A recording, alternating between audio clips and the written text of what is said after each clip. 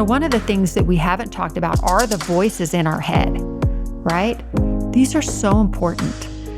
That's how we sort through which part are we at. Are we at our intuitive self, or are we listening to the prattle of the mind, right? When we think about the prattle of the mind, the first part of our mind, we all talk in I's.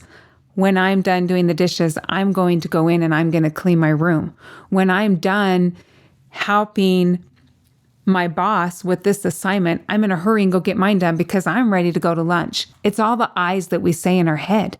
That's the voice of us just talking to ourselves, normal chatter of just what we say to us before we do something.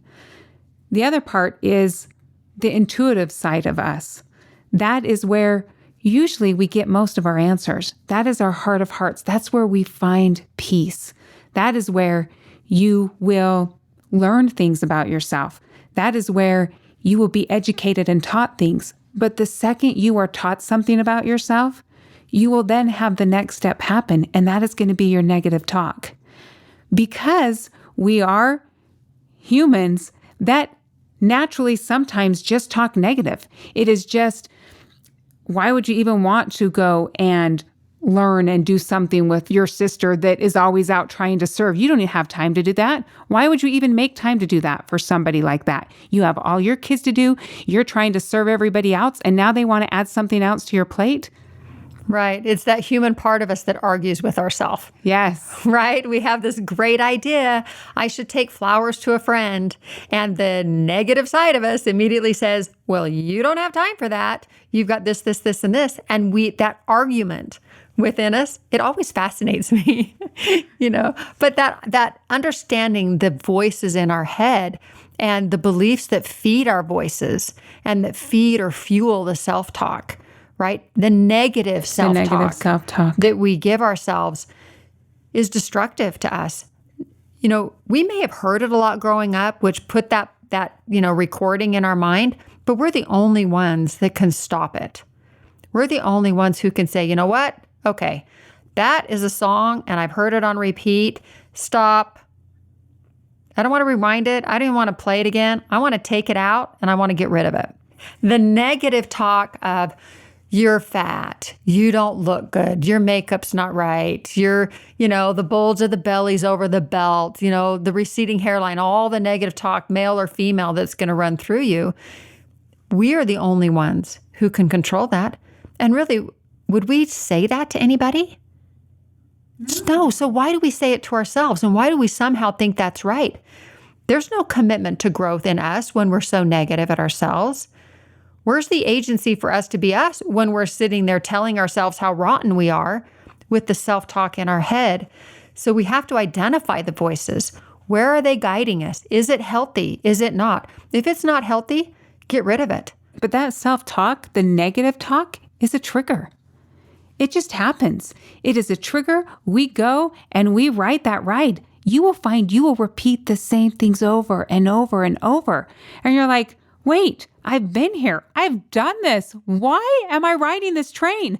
I am jumping a train, really. I'm jumping off this train and I'm not playing anymore. You are not playing in my sandbox. Get out, go away, because I don't need any more self-negative talk that just happens because of a trigger. Right. And for me, when I find all of that negative self-talk running, I look at it like bugs in my head. And if I don't like one and it's running around, I grab it and I literally will take it in my hand with a fist and I'll grab it and I'll squish it and I'll throw it away.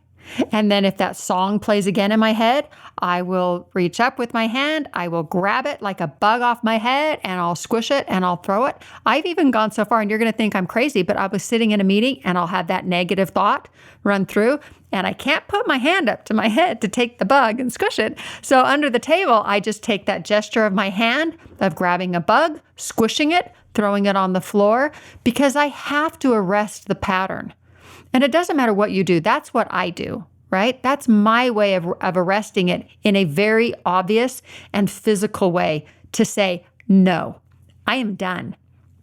I am having no more of you. You've run a messy mess in my head. Get out. I'm cleaning house of the mind. That self-talk is not serving me. And when it's not serving me, I don't want it there.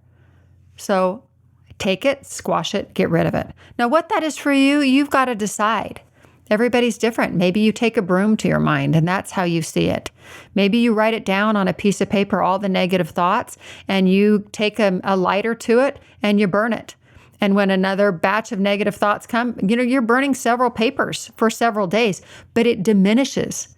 It's really kind of fun. As you physically do things to halt the pattern, the mental pattern in the mind that is destructive, you leave room for all the emotions of, oh, I squished 100 bugs today. Woohoo! Cleaner house for me. It is so powerful. The self-doubt that you talked about, when you make the decision to do something good, and you take that first step, that self-doubt is the immediate follow behind to get you to stay consistent with what you believe. Your body, those beliefs are so strong that there reaches a point where you have to go beyond just squishing the bug. You have to understand the belief, the trap door that's letting all the bugs in, right? Because they're coming in from somewhere. And as you stop and you tie into that intuitive part of you, that heart of hearts, where you can say, okay, this is what I perceive.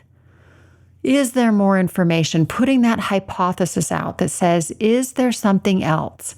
And allow your mind to present it to you, right?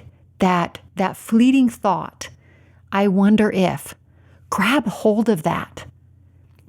That thought that might be a flicker of understanding that's been held, waiting in the storage banks to come out and say, oh, here it is. This is what you didn't see. I saved it for you. See, I love you. I saved it for you. It's all ready. Let me show you the document. Let's go.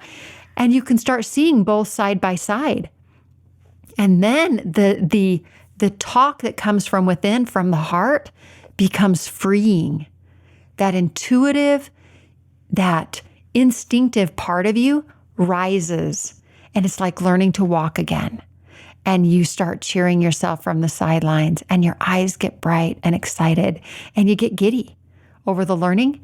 Because when you can put the learning together and have a pure understanding, you can make an adult choice, as adult as you are at the moment. Right. And what is the truth really? And align with it. Back to the principles. What is the truth? Align with it. Make choices. The next piece and the next and the next and the next. And this is a life journey. This isn't a one and done. You're right. We will always be learning these, especially applying the 5 freedom principles. When you learn, if it is something you choose to do, to want to become somebody that creates a climate for growth, that leaves people safe in your presence, that leaves people knowing they can risk and share something they may not want to share, knowing you're going to show compassion and love them no matter what they've done and where they've been, you will create long-lasting relationships that are meaningful. Right. And when you make mistakes, because you're willing to own your stuff, you're going to draw the person to you. You're not going to push them away. I mean, what's more empowering than to hear someone say, you know what, I screwed up and I am so sorry. It's a relief. You're like, oh my gosh, thank you. That's all I've wanted to hear, Right. And you're on a journey together. And when both are doing that, that's both of you actively climbing the escalator together. That downward escalator that wants to do nothing but kick you out at the bottom, you're both walking hand in hand in a comfortable stride, constantly, daily working to stay in pace together. That's healthy and that's fun. That's awesome. It's so exciting. Yeah. Honestly, that's probably the most exciting part. And I think it helps you take any angst, any frustration out of every situation. And you don't have to take it on yourself. Right. Sometimes I think you have to remember, though, that there are people that really may not be healthy in your life. Absolutely. And part of providing self-boundaries, the things that help you be safe, are just as important. There's an example of, on the stage of your life. A theater. A theater. You know what? We're all in the theater of our life. We're acting out our life the best we know how. Sometimes we do better than others. Sometimes there's people who are actually on the stage with you that you enjoy interacting with. They're part of your play. They're your best friends. They may be your families. They may be people at work. Sometimes there's people down just on the front rows in your audience that are participating and maybe, cheering you on and clapping. And some you need a little farther out. They might be up in the balcony. They're still part of your life, but you need a little bit of distance from them, and that's okay. Yes. And when you think of that, because one of the freedom principles that we use is to commitment to affirm worth and show value even in the face of inappropriate behavior. That doesn't mean they have to sit on your front row. You can still send value. You can still love somebody, but you're going to stick them. You might stick them clear back by the exit sign because you have to set boundaries for yourself to keep yourself safe. And that is the beauty. Right. We are setting boundaries. We are showing ways to keep you safe and how to protect you and to recognize what kind of relationship pattern are you in and where do you want to be. And I think the biggest belief statement that anybody could buy is that we have to be perfect. We will never be perfect. I have grown up with this in my life. I am still learning. I learned how to be a teenager. I didn't do that so good. I learned how to be a mother. Sometimes I am rocking it, and other times I am not. My next stage is I'm a grandma.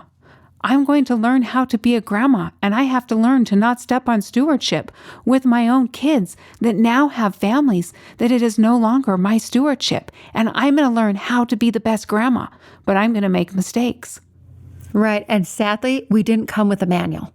Yes. Right. And even if we had a manual, it would be rewritten all the time. The number of volumes we'd have to have. And this manual would never work for the other child, other sibling, other whatever, which is why the principles are so important. You could never write all the steps. You could never write all the check boxes. There's no system that you can say, here, do this, one size fits all. And it's all going to work out perfect. Right. It's not going to work out perfect. Right. Set your expectations, right? That when I make mistakes, my commitment to integrity is that I will fix it the very best I know how. I'm going to own it, and I'm going to go forward. I'm going to trust my instincts. I'm going to affirm worth in myself and in others. I'm going to provide agency, all of these principles. And if you keep those in the front of the mind, constantly saying, what can I do to make this a part of my life? For myself, as I learn about myself and others, there are the keys to success. That's how we grow. And you know what's awesome? When you think of people that are truth seekers, I believe there's so many people that are truth seekers, and those are the ones that are out there trying to continue to be better and to be better and searching and learning and wanting to become a better person. You naturally, when you realize you might use manipulation to control to get what you want, once you have been taught and you are a truth seeker, you can't help but change because your instincts are going off saying, whoa, whoa, whoa. Remember what that does? You can't help it but change it. You still have choice, but it gnaws at you. Those are your instincts telling you. Right. They guide you. There's a better way. Yeah. So follow your true north. Start trusting your instincts. Make it great.